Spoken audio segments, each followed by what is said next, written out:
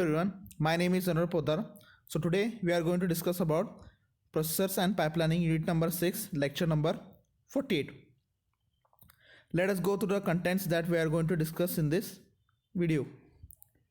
We are going to discuss about the comparison between CISC and RISC processors and superscalar processor. That's only the basic concepts. Now, as you can see in the table, it shows the comparison between the complex instruction set computers and random instruction set computers. So let us go one by one. So the first characteristic is instruction size. So when you compare the instruction size in the RISC, the size of the instruction will be fixed. So if it is of 62 bytes, it will be of 62 bytes only. Whereas in CISC, the instruction size varies. Second one, instruction length.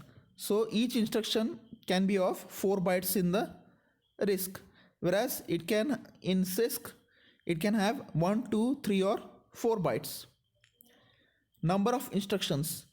So when you compare the number of instructions in both RISC and CISC, there will be less number of instructions in RISC because it uses less number of lines, whereas in CISC there are more number of instructions. Instruction decoding. So while decoding the instructions, it will be easy in the RISC processor, whereas in CISC it is difficult because it will be done serially, not parallelly. Whereas in RISC the instruction will be executed parallelly. In CISC the instruction will be executed serially. So the instruction will be decoded very slowly. Instruction semantics, that is the grammar of both the instructions. In RISC always simple operations, whereas in CISC has simple to complex instructions. So many operations are considered per instructions. Addressing modes. Now the addressing modes in RISC are complex addressing modes, that is which are reduced, whereas in CISC it supports complex addressing modes. Instruction execution speed. Now the speed of the execution of instruction is medium in RISC, whereas in CISC it is slow.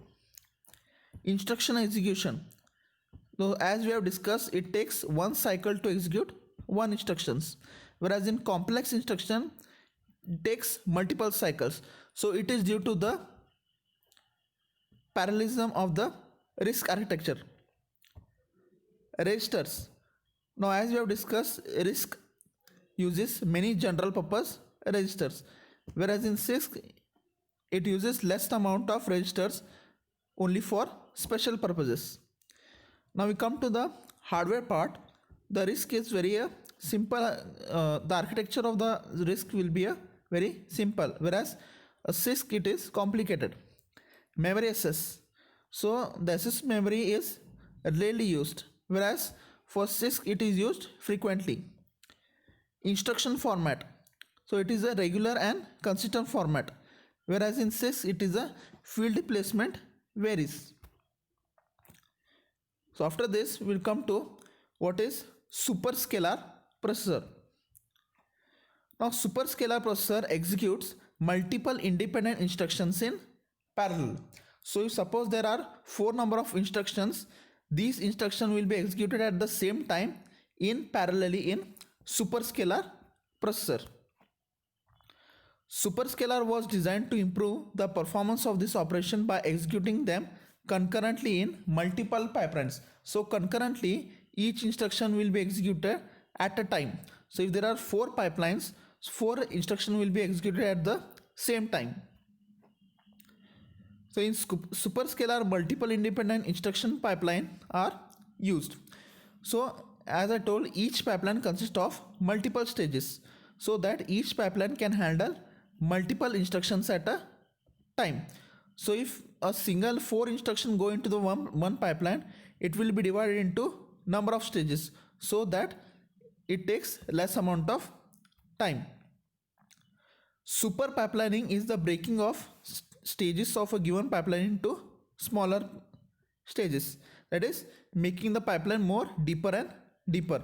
So what it happens, it will attempt to shorten the clock period. Instruction will be executed at a faster rate. Superscalar performs only one pipeline stage per clock cycle in each parallel pipeline. So superscalar, it's same as that of RISC processor, that is it performs only one pipelining stage, not multiple pipeline stage in one cycle.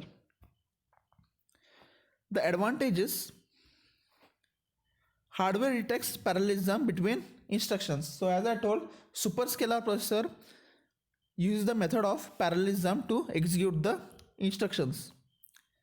Hardware tries to issue as many as instructions as possible in parallel.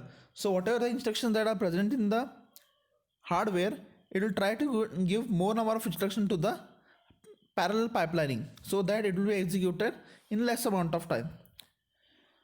Now let us go through the disadvantages of superscalar processor. That is, it is very complex, much hardware is needed for runtime detection. So even if the superscalar is very fast, more the parallelism, more the complex architecture, as well as much hardware is required. Power consumption can be very large. Since we are executing instructions, multiple instructions at the same time, so consumption of power can be large. Now in this video we have discussed about comparison between CISC and RISC scalar processors and superscalar processors and its advantages and disadvantages.